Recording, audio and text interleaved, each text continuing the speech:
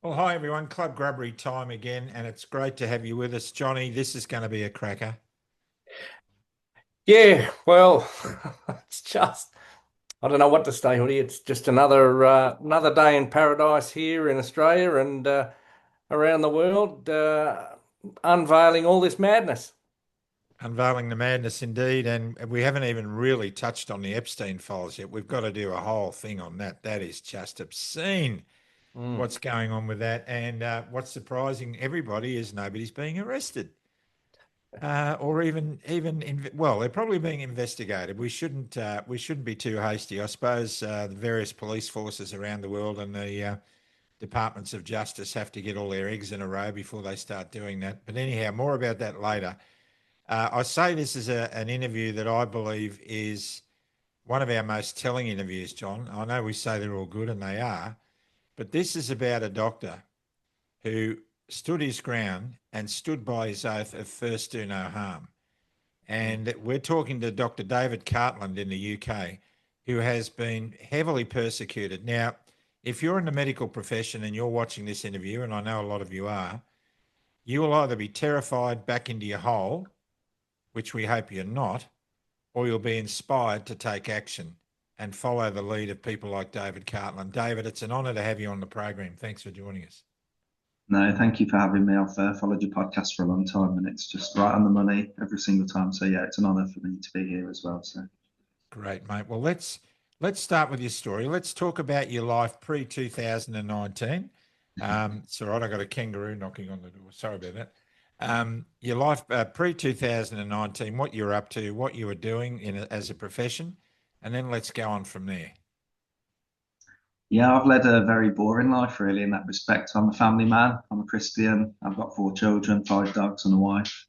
Um, and I entered the profession, as a really keen, somebody who wanted to help my patients. So I wanted to stand by my Hippocratic oath that I stood up at my graduation. I remember the moment, even now, with my hand on my heart, like I was belting out the national anthem, saying "First, do no harm," and I've lived by that really. So essentially, I wanted to be a doctor since the day I was, 5, 6 years of age.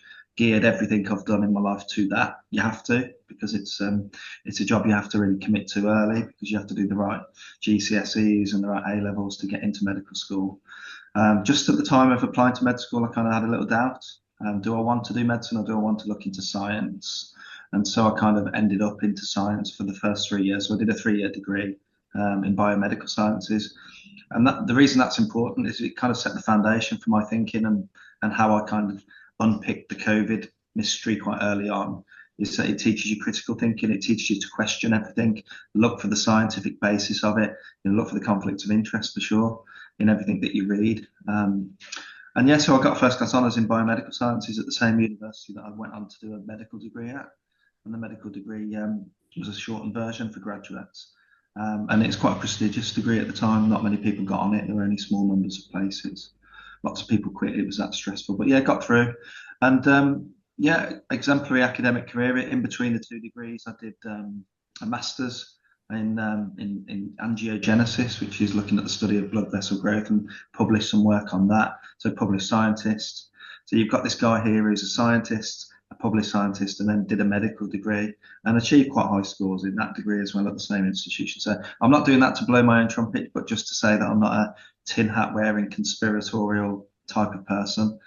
Um, yeah, and then I entered the foundation years as a doctor. Did you do rotations in the UK, so you did 4 months of this and that, and so you've got a good grounding in obs and gynae and pediatrics and psychiatry, etc. Again, never had any complaints in my whole working career in the junior years. I've never had any complaints in the senior years.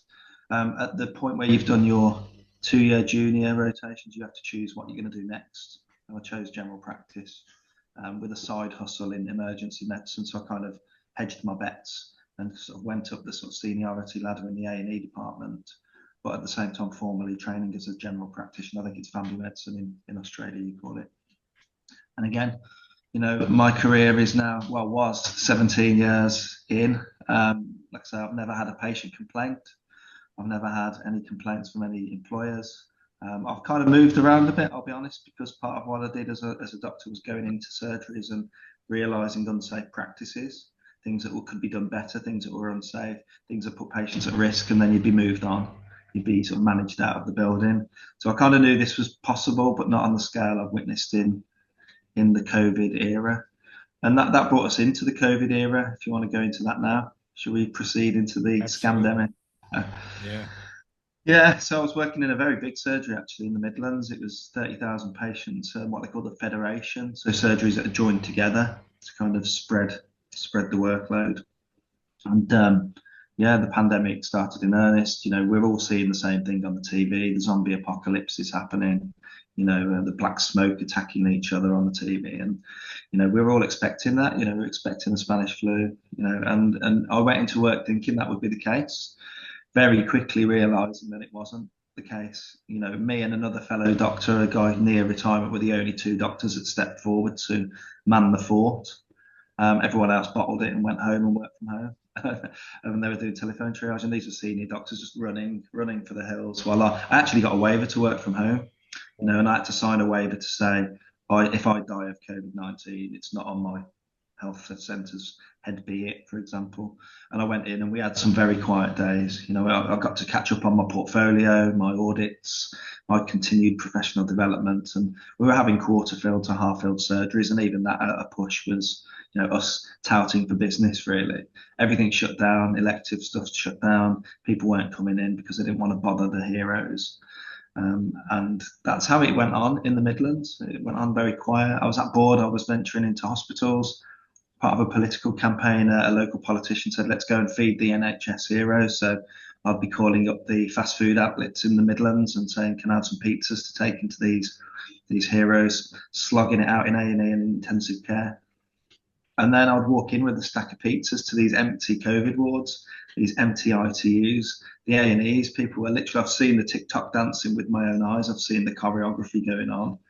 And people were like grabbing patient notes really quickly because they were bored out of their brains because there were no patients, so the shifts would drag on. So I've seen all that with my own eyes. And then I moved down to Cornwall. Cornwall's right down in the deep southwest of the UK for a better life. The irony of that statement, because that's where it all kind of kicked off. That's when I really started questioning not only the science, what we were seeing on the television, the silly rules, and we could list them for hours, couldn't we? The 6-meter rule and the protective effect of a steak meal. You can go into a restaurant and eat, but as soon as you stand up, you're attacked from above by this virus. It's very selective. In case you've got food in front of you, it leaves you alone. Stuff like that. And I'm just like, really? Is this, my background was in immunology and virology, really. So I said, this doesn't make sense at all. And yeah, just the same down in Cornwall, very quiet days, quiet. And then, it's not as if I wasn't speaking to the COVID patients, the alleged COVID patients. I was saying to them, how are you? And you were getting various incarnations of man flu, as I call it. I've got achy bones, I'm sneezing and snotting and coughing. These are patients you would normally tell to go away and take their vitamins, funnily enough, their vitamin C, their vitamin D, honey and lemon, etc., and don't bother the doctor. You don't need to see them. Never admitted a single patient in my career for COVID-19. And then you go home to the BBC, the British Broadcasting Corporation. I call it something else, but yeah, and they were telling you that there were these goggle imprinted, gaunt doctors that have been working day in, day out, shifting bodies, dead bodies around the hospital to the morgue, and it just didn't weigh up. And that was it. I mean, I'm not going to lie about stuff like that. What I saw with my own eyes, I saw empty hospitals. And it wasn't until a certain medical intervention came around that things started to really get busy. And that would be the form of the COVID-19 vaccine. If you want to call it a vaccine, I don't anymore. I call it a bioweapon because it fulfills all the criteria of a bioweapon. And, it wasn't my personal opinion. So yeah, the vaccine came out. Like I say, I was spending my day calling these patients, getting various incarnations of coryzal self-limiting illness. There were a few that were a bit wheezy, a bit sneezy, and those people I was treating with steroid inhalers, vitamins, and steroid tablets. I myself allegedly had COVID, and I was a bit wheezy. It set my asthma off, and I got better with one tablet of prednisolone, and that was the end of it. So, had I made a habit of doing that, treating patients with prednisolone, I'd have been in a lot more trouble than I'm in now. Because, as you know, having a treatment for this disease was anathema. You couldn't do it. It's illegal. So saving lives from COVID was illegal. So that's where we were. And then, like I said, this mRNA stuff came out. At the time, I don't know if you know, I had the vaccine, the bioweapon. That's an interesting twist in my story, in Okay. that I was idiotic enough to take it. And that was a story that stemmed from my best friend that allegedly died of COVID-19. She's plastered across the tabloids, Emma, best friend. We grew up in nappies together, and she died according to the newspapers. And what I was getting back from her husband from COVID-19, she absolutely did not die of COVID-19. I'll tell you that for sure. I didn't know that at the time, but the day of her death, I'm down at the COVID vaccine centre saying, God, my friend's died. Maybe I'm just seeing the wrong tip of the iceberg here. And kind of almost as a kind of tribute to her, took the first one. And I was in bed for days, 3-4 days with the most violent headaches. I don't tend to get headaches, but really sick, really unusual, atypical. It's like my brain was being shook. Something entered my body that didn't need to be there. And the second one really was born out of a very frustrating day at work. They came chasing after me. It's going to be mandated. If you don't have it, Dr. Cartland, your second one, then you're going to be sacked. And they were sacking 2 other admin staff at the time. And we used to cry on each other's shoulders, literally. I mean, the 2 admin staff, they were family ladies, and they were going to get sacked, and they didn't even see any patients. And I could never really work out how that could be cobbled together with any sort of logic, why they're sacking these 2 non-patient facing women. And on the last day or 2 before the mandate came out, I was being chased around for 10 weeks prior, probably the worst day in my medical career. I've got, the phone's ringing, the door's knocking, I'm doing 10 things at once. And they came in with the syringe, and I won't repeat the exact words, but it wasn't, please give me the COVID-19 vaccine, second jab, please. It was, pull my sleeve up and just get on with it, kind of thing, without the swear words I actually used. And that was it. So 2 jabs. I'm a vaccinated anti-vaxxer. That makes me an interesting target for these people because, like most of the people who've been quite vocal, they've had the vaccine and been harmed by the vaccine. A lot of the UK-based reprobates, I'll say, had the vaccine and have suffered the consequences of it. So it's not like we haven't, done it for king and country and for our patients. At the end of the day, we did the right thing, and most of the vaccine injured do the right thing. And so, yeah, the trouble started. Should we go into that? Yes, To go go to for the it. trouble. So Before you do, any essentially, questions, John? like I say, on the background of Any questions, John, yeah, before we go to the next stage? Oh no, I think it's just easy for David to keep telling his story. Yeah, Sure. we'll chime in when we need to. I'm Sure. in yeah. So yeah, as I mentioned, I've gone through this career. I'm probably about 13, 14 years into this career. The vaccines came, the testing came, and I'm questioning the PCR and the lateral flow test for their quality and their efficacy for picking out who's got this deadly disease. Because remember, at the time, it was so deadly that one of the symptoms were asymptomatic carriage. What I used to call being fit and healthy, but you could have this disease with no symptoms. I mean, that's how outrageous it got, that you could go and kill your granny with a disease that you had but didn't know you had. I mean, it's insane when you look back at it. So yeah, exemplary career, no academic or clinical marks against my name, and suddenly the fun and games happened. So I originally tried to speak about my concerns, and my concerns were very basic. I kept in my lanes. I kept it basic, easy wins, and the easy wins really were masks, lockdowns, ethics, and the ethics specifically around informed consent. Informed consent and coercion completely invalidated informed consent off the bat. If you can coerce somebody, you've not got informed consent if you've got a gun to their head. And then finally, they went through the ages in the UK. They went from the oldies back to the young, fit and healthy. And even then I'm squinting saying, what on earth are we giving this to? I'm not speaking to anyone who's 50, fit and healthy, that's having any issues with COVID. So hence it's a risk not worth taking, really, if there's no benefit and all risk. And then I went back and back and back and back. And then they started advertising the 12 to 17-year-old category. And I went bonkers at that point. I was like, I've got kids myself. What are we doing here? And I stood in a room with doctors that completely agreed with me and said, look, we're not going to get our own children vaccinated, and we won't be vaccinating 12 to 17-year-olds under our roof. Music to my ears at this point. Only for the next day, the website of my surgery advertising the vaccine centre, what I called the Jabatoire, only round the corner, and deploying all of our staff to the building where they were herding sheep through the building, jab, jab, jab, jab, jab, no questions asked, no information conveyed to the poor individuals receiving the jab. I was never told anything. I mean, the jab went in my arm twice without any information. I didn't even know until after that this was an mRNA platform. I was told it was a vaccine. It stays in your arm a couple of hours, Dr. Cartland. I had no reason to disbelieve at that time. And yeah, so I resigned that day. I resigned. I took a sort of protest resignation. Prior to that, I tried to get my colleagues to take on board some of the early information that was coming out. The myocarditis risk in particular was a big one. We're seeing a big signal of people getting in the younger cohorts absolutely no benefit from something that didn't work, but also getting swollen heart syndrome, myocarditis. And I'd go into coffee rooms, I'd leave the papers, I would leave the data. I tried the discreet to start with, and then I would really become gradually more aggressive in the coffee room, to be greeted with equally more aggressive, leave me alone, this is my coffee time, I don't want to listen to your conspiracy bullshit, Dr. Cartland. And I'm stood there with a published peer-reviewed journal here and data from the governments of the UK and the world, to be told it was conspiratorial. So yeah, I tried. I've got slide decks that I've got ready to present. Still haven't presented them from early days. Showing my early concerns, saying we need to stop. And then we saw, I saw that deaf ears were being met at every single juncture, and I decided, right, time's to get it out now, and I'm going to go onto this evil, which is social media. Prior to that, I had a Facebook account, which I had family stuff and pictures, and taking pictures of my dinner, etc. It became my platform to speak out. So I set up every account: Instagram, Twitter, LinkedIn, everything. And very quickly, the one interview I did very early on, I'm holding the Pfizer data up like this. I'm poking my head out and I'm running my finger along the Pfizer sex submission, saying that we'll never get this to be consumed by the public. It's an immunomodulatory gene therapy that will never be used in humans. And I'm reading this out, and very quickly I'm banned from LinkedIn and banned from Instagram and banned from Twitter as a qualified voice in the crowd, saying, look, this is what they're saying about their own product. And that was really the turning point for me. It was the vaccine rollout. That's when I really got angry.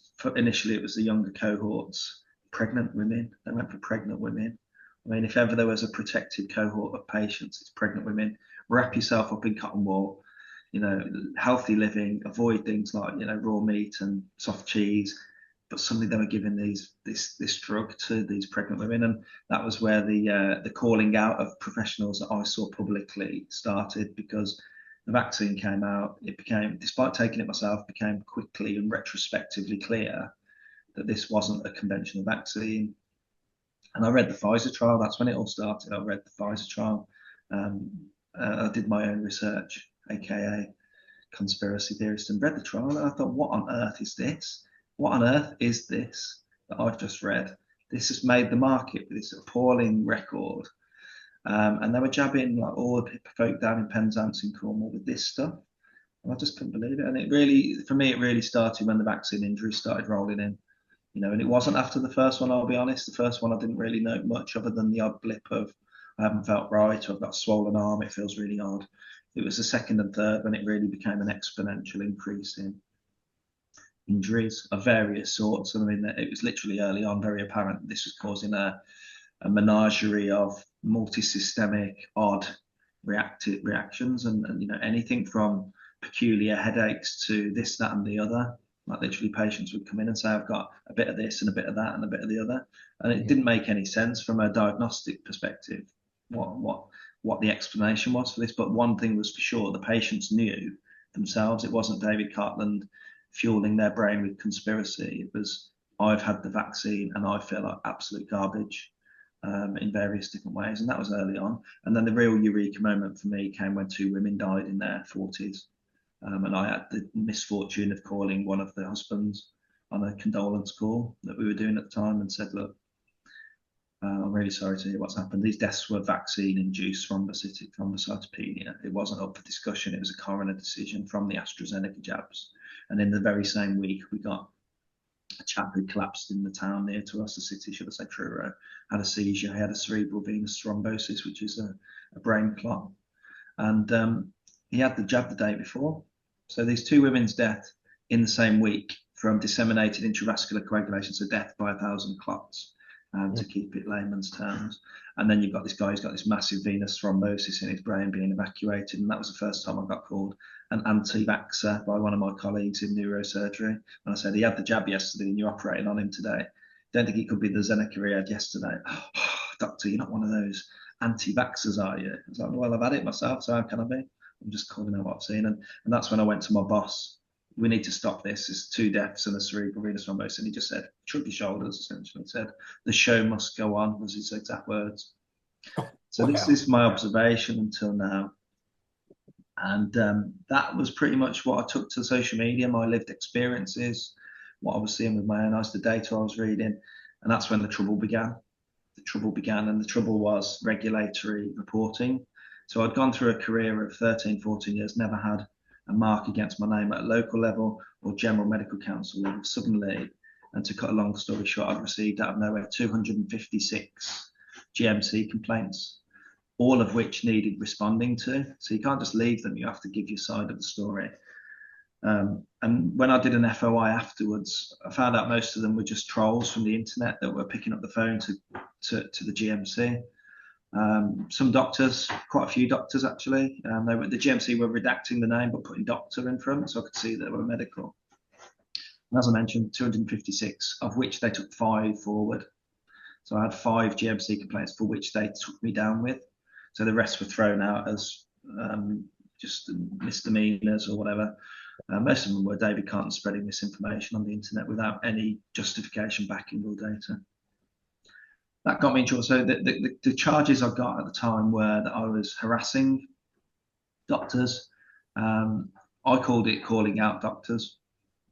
So I called out various celebrity doctors. I called out various people speaking publicly to large audiences saying, excuse me, for example, one of my victims was an obstetrician who said very publicly that the vaccine was 100% safe in pregnancy. And I related that back to the Pfizer documents. I don't think she'd even read them, to be honest, and said they didn't test on pregnant women. Pregnant women were excluded. I'd just done a video where I was holding up about the 274 women that did get pregnant. Most of them lost their babies in the small sample that they bothered to follow up for fetal outcomes. And a quarter of them had severe adverse events. These were the incidental pregnancies that entered the trial without knowing. So that's a little bit of data we did have. It was catastrophic. Anything that's got a 1 in 4 adverse event rate is not good, and it shouldn't be proceeded with, but they did it anyway. So I called this doctor out publicly, and if you actually probe AI or look at the documents, the MPTS determination, I say things like, extraordinary evidence needs, extraordinary claims need extraordinary evidence. That was used as a statement of me harassing the doctor. And you can read it for yourself. I won't bore you with the actual content of what did Dr. David Cartland do.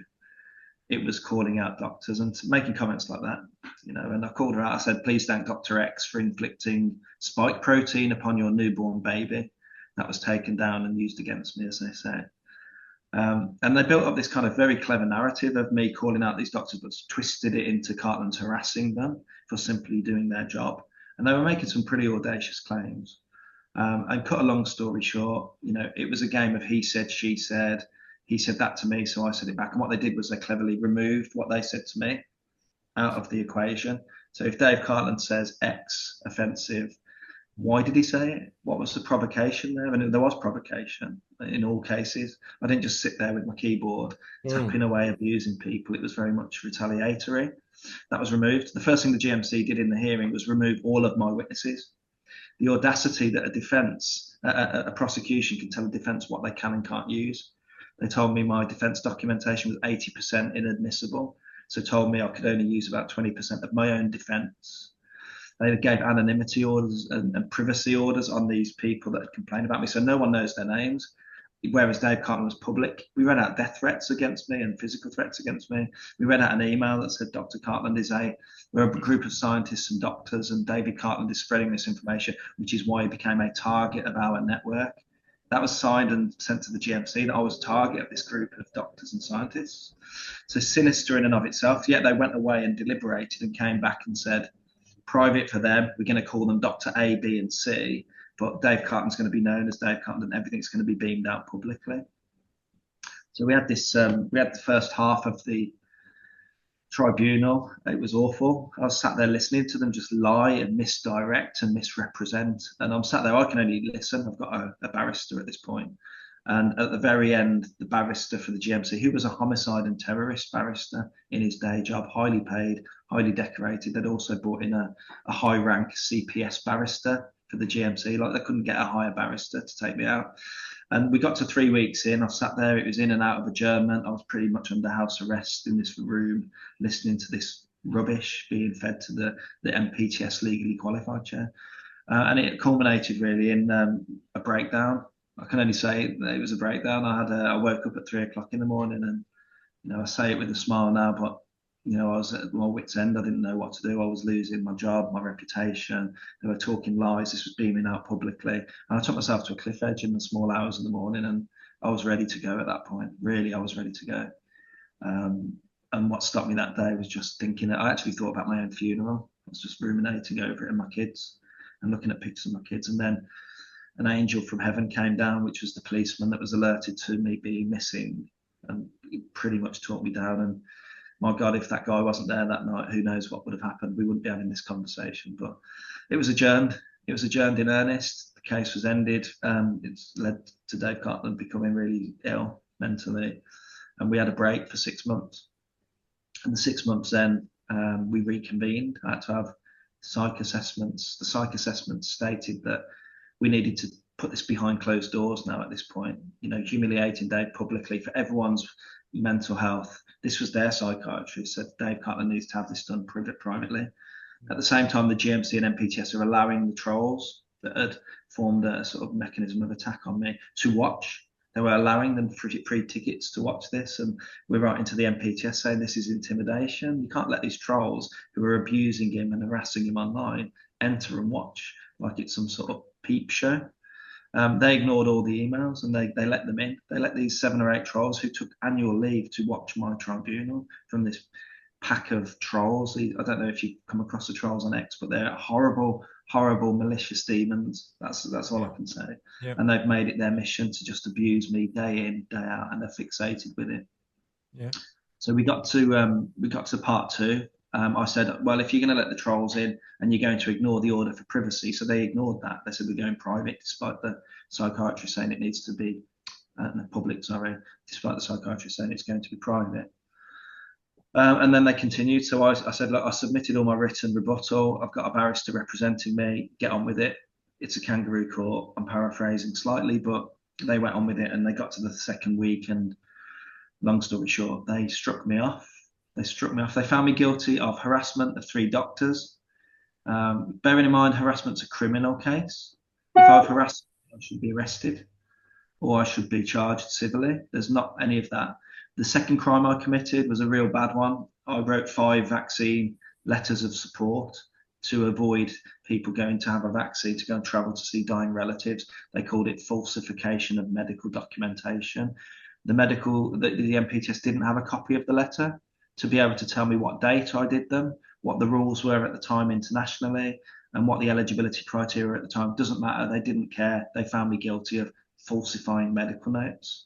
And that's really important when we come to the collateral damage this has done, because it's led to consequences that are far beyond just cancelling my medical license. I'm struck off immediately. So immediately raised. I'm given the same sanction as a doctor that murdered patients, Harold Shipman. They didn't spare any time. It was an immediate erasure. You've got to do some serious stuff to be immediately erased. And they told me I brought the profession into disrepute. I had negatively affected public confidence in the profession. I was a danger to patients. So and that's when the fun started. The tabloids took this story.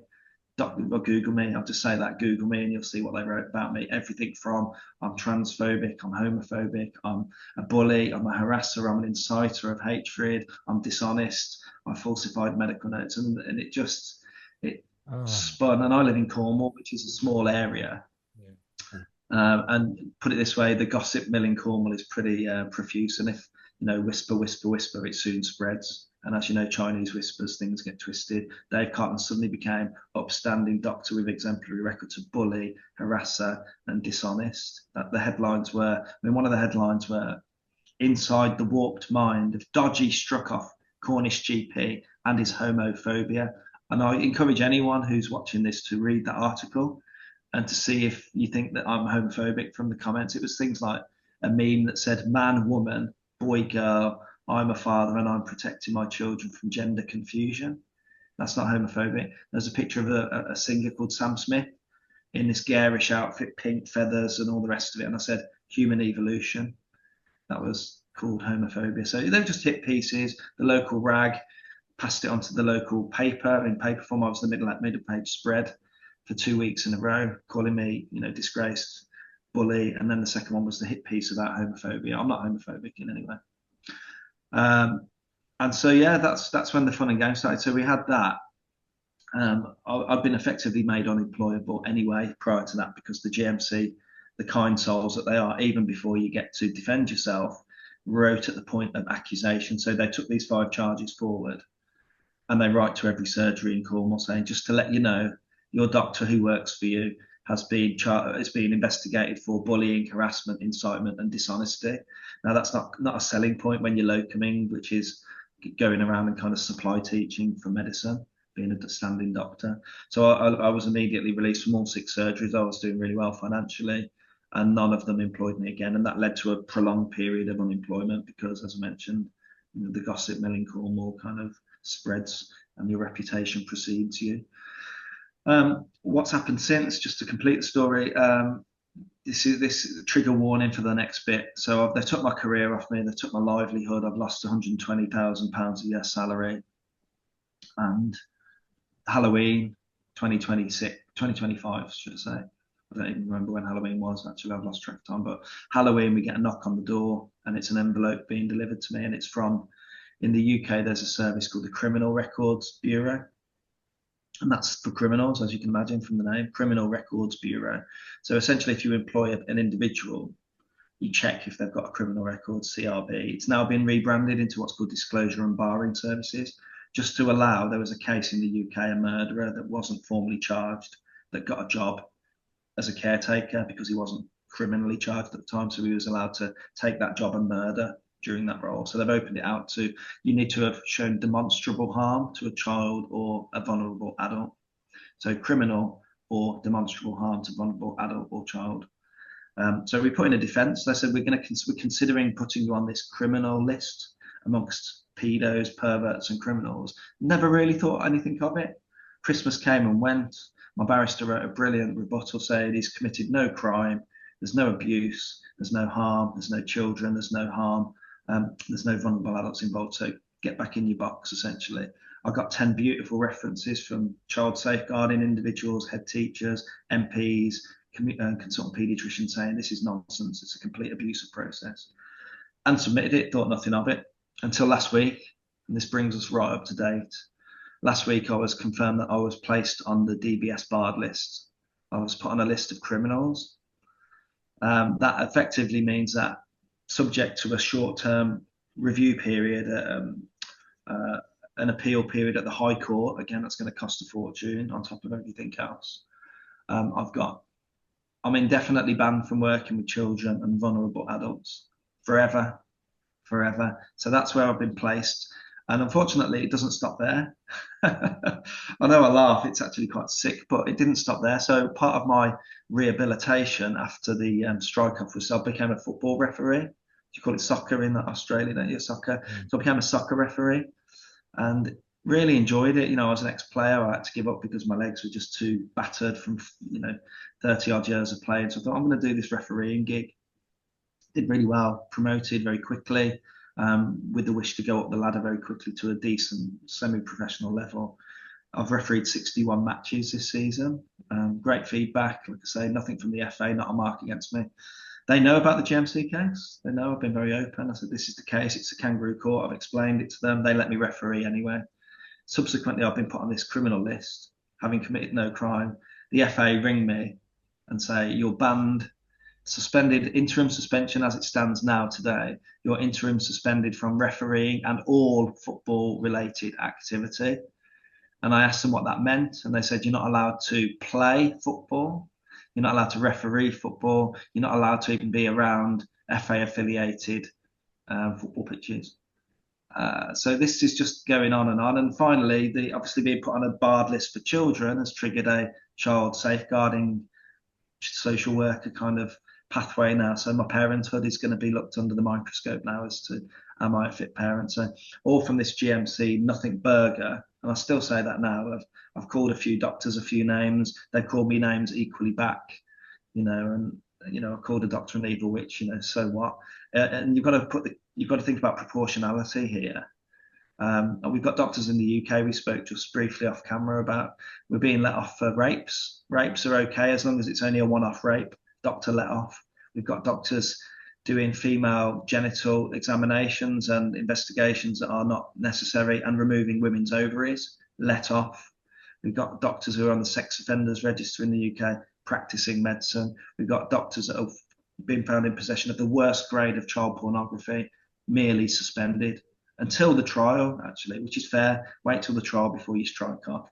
Now, I never had a trial. I've never been convicted of harassment, and I've never been convicted of falsifying notes. Now, both of these are imprisonable offences, and I invite the arrest if you think you've got the evidence. But ironically enough, the GMC didn't forward this package of lies onto the criminal prosecution service because I'd committed no crimes. So you've got to remember, you've got to commit a crime to be found guilty. And I've been found guilty of a crime that I haven't committed. That's the end of it. And it's had this ripple effect into being put on a criminal list. And I've now been banned for my absolute joy. I love refereeing youth football. I love passing my knowledge and my skills and encouraging the lads, and I love spotting the good talents and encouraging them, saying you're going to do well in this game, and being stopped. And I don't know how that's going to end, because I know the FA is just going to take the line of, it is what it is. You've been put on the list, right or wrong. You've got to seek legal remedy here.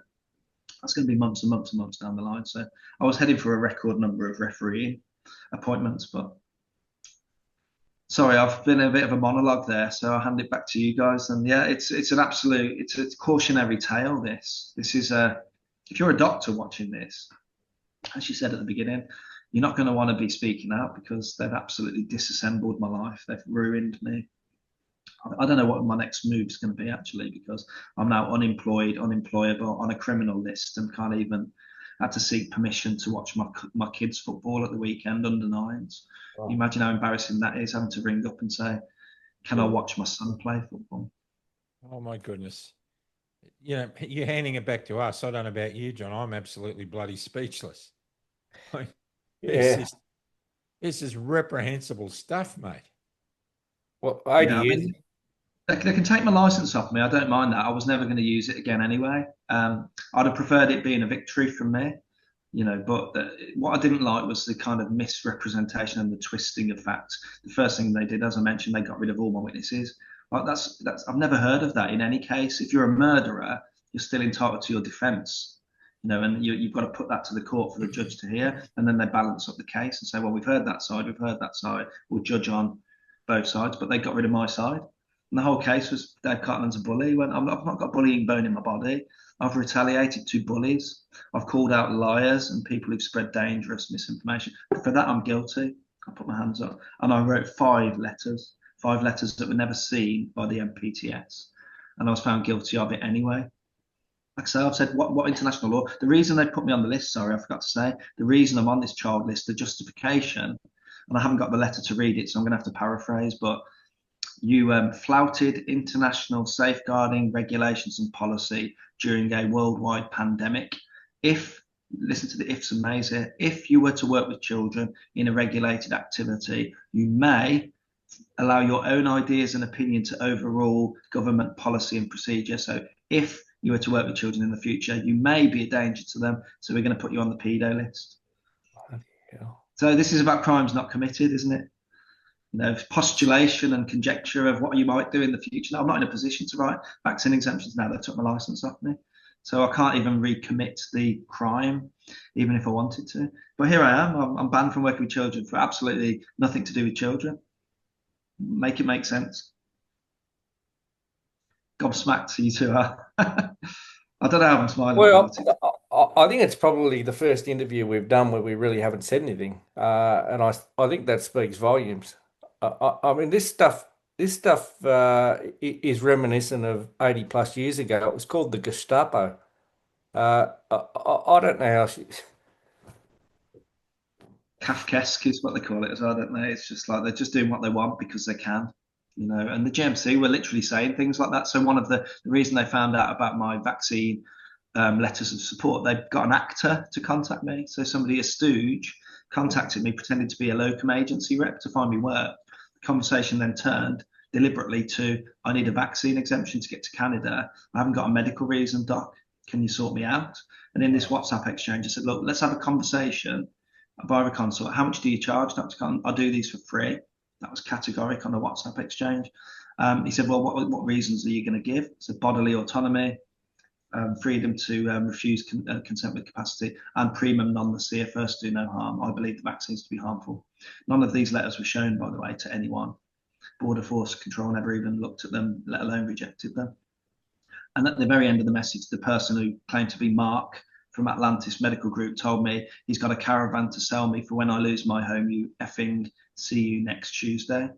And that's how the conversation ended. And that ended up in the hands of 2 of my 3 victims who submitted a complaint. I remember it, 15th of September 2023, identical word for word with this WhatsApp exchange saying Dr. Cartland's flogging dodgy certificates. I never flogged anything, and I never issued a certificate. I didn't touch anyone's medical notes, let alone falsify anything. I gave a letter saying, I think Graham Hood needs to get to so-and-so because so-and-so's unwell, and they need to be at the bedside rather than take a bioweapon in order to do so on the grounds mentioned. So even that was iffy. And I said to the GMC, look, you can't, in UK law, I don't know what it's like in Australia, you can't allow agent provocateur, honey trapping or entrapment in as evidence. It's inadmissible. GMC write back and say, we're the GMC and we can. When we asked them why they chucked out my witnesses, why? You said they're inadmissible and irrelevant. I beg to differ. And I said, well, we're the GMC, we're allowed to. We can do what we want. And this is a charity regulator. And it's not a charity regulator when you think about it, because they invest in pharma. In fact, they invest in one of the companies that produce the vaccine, AstraZeneca. So they're not a neutral charity regulator whose job is simply to make sure doctors are safe to practice medicine. If you can demonstrate how I'm unsafe to practice medicine, I'll take my punishment. But I've had a he said, she said, they said on Twitter with 3 individuals, all of which gave as good as they got, if not worse, and wrote these letters. And here's my medical career over. 17 years of experience. You know, I'm a doctor that's got GP skills. I'm an emergency doctor, urgent care doctor.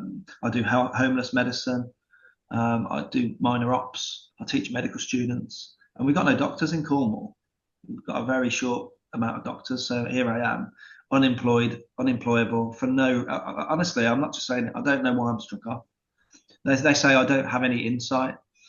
I'm not showing any reflection and remorse for my behaviour. Well, if you tell me what I've done that's actually that bad to require an immediate erasure, you've got to do some serious stuff to get erased from the medical register. You've been struck off because you're a national hero. That's why you've been struck off.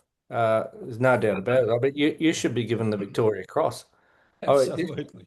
This is absolutely outrageous, what's gone on here. And I mean, people must be just out there wondering, you know, Hoodie mentioned the Epstein files at the start.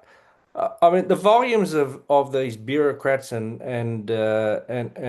sycophants and whoever else knows mentioned in these, the politicians, so many of them, nothing to see here. Private jets going to these islands, and here you are.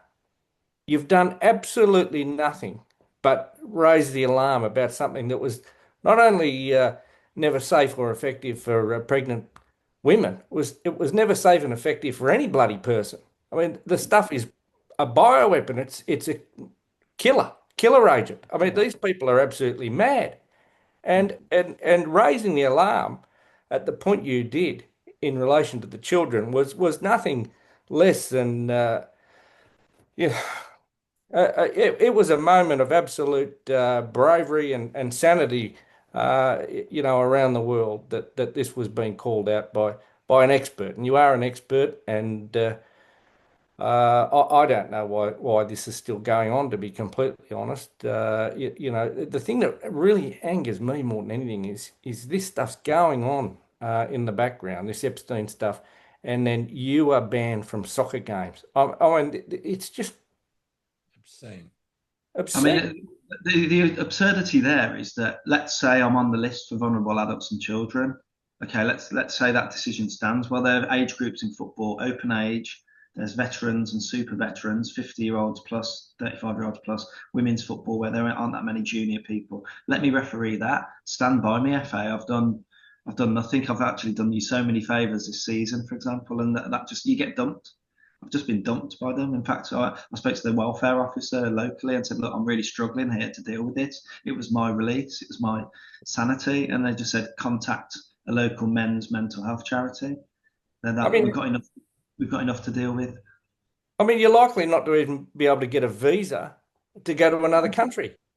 Yeah, I mean, it impacts everything because, we're looking at foster caring in the future, travel, like you say, employment prospects. It's like being in an open prison. I can't get a job now. I can self-employ. Even that, they're coming after. I run a health coaching website called drdavidcartland.com. Just give it a plug. And that's me, health coach. So I've had to rebrand myself into, look, I'm here as a health and wellness coach now. I am a doctor, I'm a doctor, but I've had to make the website pretty robust. But even that's being come at now because in the DBS letter it says anybody seeking health advice is by default a vulnerable person.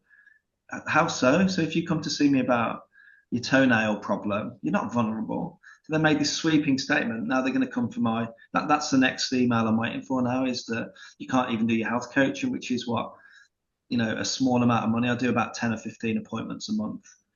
It's certainly not the money I was used to earning as a doctor. And so I'll be literally out in a prison without being in prison. Well, it's like rhinophthalmic, isn't it? That's exactly it. You're a version of rhinophthalmic. There's no doubt about it. The only difference is that you're not behind bars, but you're still imprisoned. It's just sick. Dave, this must have been very, very telling on your family. How's your wife and kids coping? Yeah, it is. I mean, it is a telling. I mean, anyone would be stressed. I mean, personally, I'm a different person to what I used to be. I'm a stress head. I'm anxious. I get panic attacks. I keep thinking to myself, what's the point of this? And then you've also got, my wife and family and the impact. But we keep it away from the kids. They hear bits and bobs. They know Daddy's doing interviews at the minute to try and raise the alarm about this. They don't know that I'm on this list. They're too young for that. But my wife, bless her, she stuck by me. She still has. I mean, for now, I'm a lucky man, really, in that she has stuck by me because, then every knock on the doors, we haven't talked about the police. So the people on the internet, again, this sounds very paranoid, delusional. There's a group on Twitter. One of my victims was one of the ringleaders. There's hundreds of them. I don't know if you've ever come across them personally, but they're a very well-established troll network. Who they are, who they work for, I don't know. But I'm a specific target to about 10 or 15 of them that completely obsess over me, posting about me, a stranger from Cornwall, 40, 50, 60 times a day. One of their latest tactics is reporting me to the police for harassing them. So I only had an interview 2.5, 3 weeks ago where I was invited in under caution for harassing one of my harassers. Very quickly, the police realised that they'd made a massive error and that the individual had been harassing and issuing death threats about me. And it's just quite this bizarre inversion of me sitting there on a Saturday morning when I should have been with the kids and the wife being interviewed under caution for harassing one of my worst harassers. And you know what? When they throw it in the dustbin and say there's no action here, they don't turn it around and go after the guy who's vexatiously and maliciously reported me. So at the moment, I'm just asking the police through an FOI, how many reports have you had about me? I think it's upwards of 60, 70 reports about me. And I haven't harassed anyone. If I had, I'd be behind bars. I'd be criminally charged, as I mentioned. So all of these things I'm being found guilty of haven't been tested in a court of law, haven't been tested by a judge as bent as they are in the UK or a jury. These are criminal offences that have not been tested. So, but yeah, my wife, bless her, she's still hanging on. We're probably going to have to move away from where we live. We're being hounded out of our home because affordability and, just the fact that, I'm not well received in my little village in Cornwall. Everyone thinks I'm a lunatic. I was going to say, if you're getting any, harassment yourself in the streets, so you probably are. Yeah, I mean, most of it's cyber, to be honest with you, but the cyber stalking has now spilled over into physical stalking. So only 3 weeks ago, I've had to report to the FA a local guy who has a tag, anonymous tag, that you can't identify. He said he's going to come and watch me play referee football. I mean, I've already had incidences of me being screenshotted, cameras recording me while I'm refereeing covertly. And this guy reckons he was going to come down to a football match, set me on fire and pour diesel on me. And then he claimed to have been to that particular match, and he said that he actually said I'd had a really good game refereeing, but spooky and sinister, knowing that you're being followed around. And one match a few weeks ago, a guy came to the pitch side and he looked like one of my stalkers. And midway through the first half, I don't know how I got through that first half. I had a panic attack in the middle of the pitch. I completely zoned out of the game, missed a couple of big fouls, and I nearly had to walk off the pitch because this guy turned up, and I'm like, he's one of my stalkers. And the cops, by the way, don't do anything. I've reported all of the bad ones to the police. They're just saying no, NFA, not for action. They're not looking at the bigger picture and saying this is a coordinated effort. They're not saying, look, out of nowhere, you suddenly had 70 police reports and we're not acting upon any of them. Hence, they should really be coming to the conclusion this is vexatious and malicious mass reporting. And they're doing it to children's services. They're doing it to the FA. The FA are fed up of receiving complaints about me. I'm a referee in good standing. I've been promoted. The FA turned around and said, we can't announce your promotion online because they're asking that the trolls are writing to us telling us to sack you. And there we are promoting you. It's not good for our team. Get real. Fair income. Look, mate, I got to tell you, this just goes from bad to worse. I mean, what is it, the CMP or CMS? Who are they? What, the Your GMC? Regulatory, huh? GMC, General Medical The Council. the GMC, mate. Johnny, they're just as bad as APRA. APRA's just as bad as them. Our body is just the same. They're just a bunch of absolute lunatics, drunk on power. They have no real authority, and they're able to do these things against the civil rule of law. I mean, it's just obscene. It is absolutely obscene. When I heard that you'd been banned from having anything to do with children or vulnerable people, I thought you were a pedophile. That was the immediate thing that came to my mind. He must have been caught fiddling with kids. Yeah. And this in the midst of, Andrew Mountbatten swanning around on horseback in Hyde Park or wherever he does his thing, who is clearly a known sex offender. There's no doubt about it.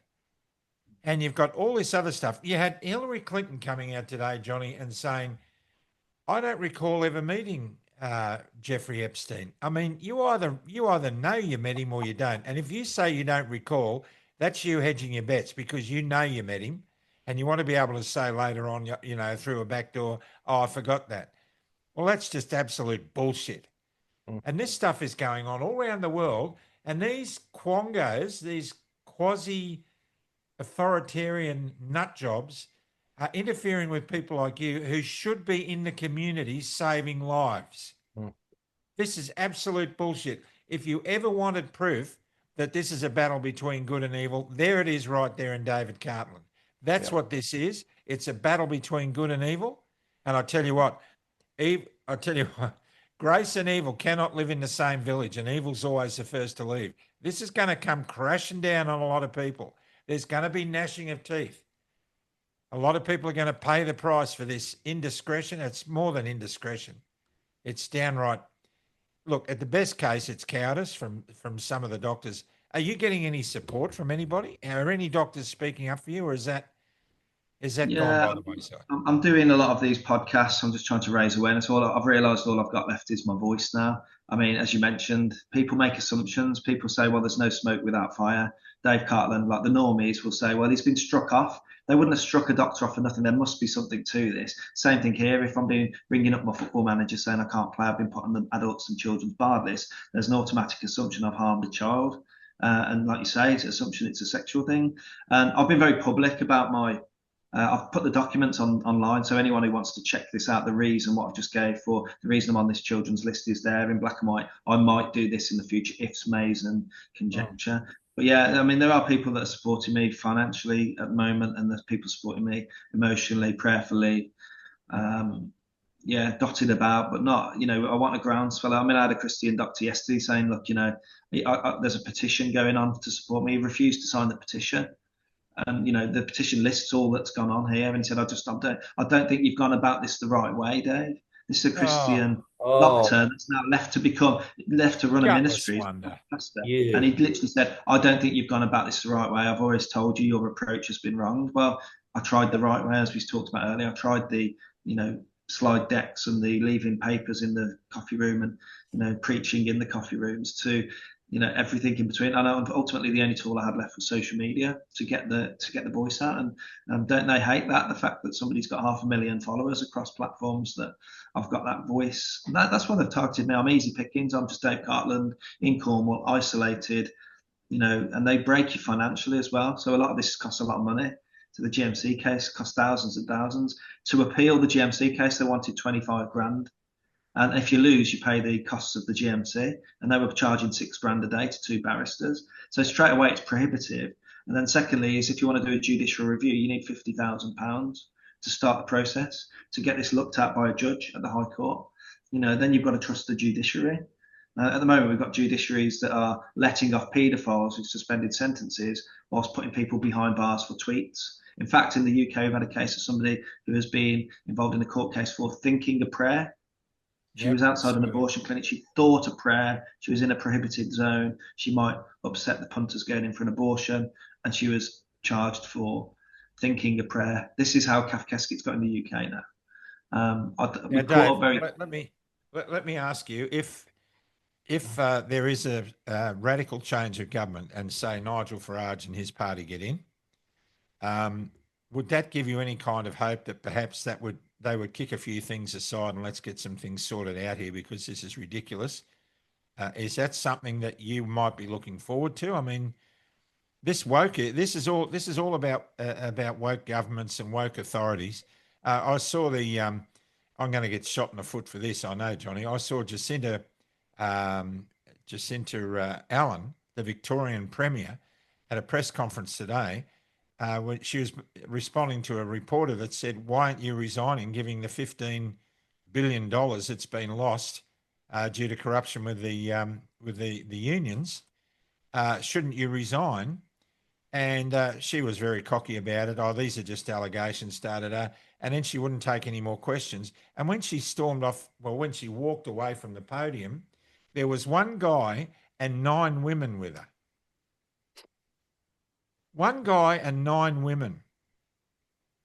Now, I'm sorry. I just think they look like a hen's club, and they're all standing there nodding in support of this witch. And I'll call her a witch. I don't care what she does. I'll tell you what, this woman is off the planet. Bad news. And I'm just sick to death of all this namby-pamby woke bullshit. We're sick to death of it. And all these quotas in politics. We've got to have so many women. What happened to appointing people on merit? What happened to appointing people on merit? Now, if we appointed people on merit, the GMC might have some decent people in it who would have the moral stature to stand up and say, "We're persecuting a good doctor. Let's get over it." I mean, this is just absolute bullshit. Jellybacks. It is absolute bullshit. Dave, I mean, you mentioned about a new political party. We're hoping there's a lot of jostling at the moment. There's an alternative party called Reform. There's several others around that are sort of breaking away, and it's all up in the air because Reform were doing so well in the opinion polls. But it's either going to have to take a sweeping UK revolution. I mean, Nigel Farage, I'm hoping, is aware of my situation. Some of these politicians are aware of my situation, but no one steps forward. I've approached 2 of the big unions in the UK, and both of them, one said I wasn't high profile enough. I mean, what's that about? And secondly, is that the other one have just flat refused to help. And so I'm looking at political asylum in the USA at the moment. So that's kind of the conclusion we're coming to maintain my role as a doctor. And I don't want to give up on that. I want to be a doctor again. That's what Andy Wakefield did. Yeah. I mean, Florida's a place. I know William Mackis, the guy in Canada who's been sort of Dave Cartland did, or I've been Mackis. Either way, we've both been persecuted for helping people, and he's just got his license in Canada now. So I'm looking at, Trump said seek political asylum, and it's going downhill fast in the UK very, very quickly. And so we're looking at getting out probably to do some work in Florida. Well, I tell you what, your mate who said that he couldn't sign the petition because you went about it the wrong way is a gutless coward. He is a gutless. Well, he left the profession. Coward. He left the profession early on because he bottled it. And there's a lot of bottlers, because one thing I'll say to conclude really is that what they've done to me has been a perfect tale of cautionary tale as to if you speak up in the UK, you'll get Dave Cartland did. And that's what I get every day in my messages, my inboxes from paramedics, nurses, doctors galore. Well done for speaking out. You're absolutely right. We're seeing exactly the same as what you're seeing, but we can't speak out. Why? Because they'll do what they did to you, to us. And I've got kids and I've got pension, etc., etc. So Well, that's where we're at. You know what? If 25% of the doctors in the UK stood by you, they wouldn't have a leg to stand on. Wouldn't have it, no. Well, I And know probably 90% of the doctors would agree with me privately, and I've spoke to these doctors.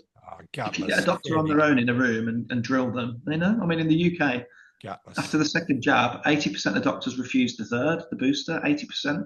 This year's flu jab uptake was something ridiculous, like 10 to 15% of staff took them, 85% refused. So by that standard, and I always say to people, you've got to look at that statistic and say, what are those doctors, what do they know? What are they seeing to refuse the third jab or to refuse their flu jab? 80% of the NHS are anti-vaxxers on that measure. So here we are. Well, mate, I think, Johnny, anything else before we go to a prayer? Well, I think the political people in Australia, the Malcolm Roberts, the Pauline Hansons, the John Ruddicks, the Alex Antics, all the guys that are fighting for justice here need to raise your case in our parliaments. We need a petition to go on here. I mean, this stuff can't go on, because if it's happening there, it's only 5 minutes from happening here, and it is already happening here. It's happened to me. It's happened to Dr. Paul Oosterhouse. It's happened to William Bay. It's happened to so many people. It's happened to so many people around Australia, either by default or. But APRA are a grubby act. They're a grubby act, and this GMC, same thing. But look they've at all just the nurses too, Johnny. How many nurses have fallen foul of APRA, and also probably the GMC? I mean, it just is obscene at a time when they're worried about not having enough medical staff to look after the influx of patients from various things that they've got coming down the pipeline, and they're sacking and censuring qualified doctors with experience. Dave, we've been interviewing people of your ilk for 4 years. We've done 600 interviews. We've spoken to everybody from the top down, the Peter McCullers, the Paul Marricks. We spoke to Dr. Kimberly Biss, the gynecological obstetrician in Florida. I tell you what, there's a great bunch of doctors in Florida. If I would be doing anything, I think I'd be moving to Florida, mate. Yeah, that's the target, really. We're looking into that now about whether you can transfer your. I need a listening ear, really, from someone in authority there to say this is a load of crap. You've done nothing wrong. We'll welcome you with open arms. You're a highly qualified academic doctor with a critical mind. Thank you. Well, Aseem Malholtra's got the contacts there. I mean, they should be tapping you on the shoulder.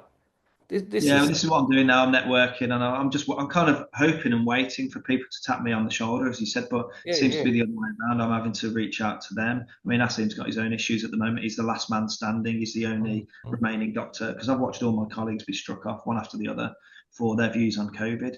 Their views on COVID been struck off. I mean, how insane is that? Well, here we are. But yeah, I'm hoping that people will watch this. That's why I'm speaking on every podcast at the minute, because people need to know. If it's happened to me, it can happen to you very quickly.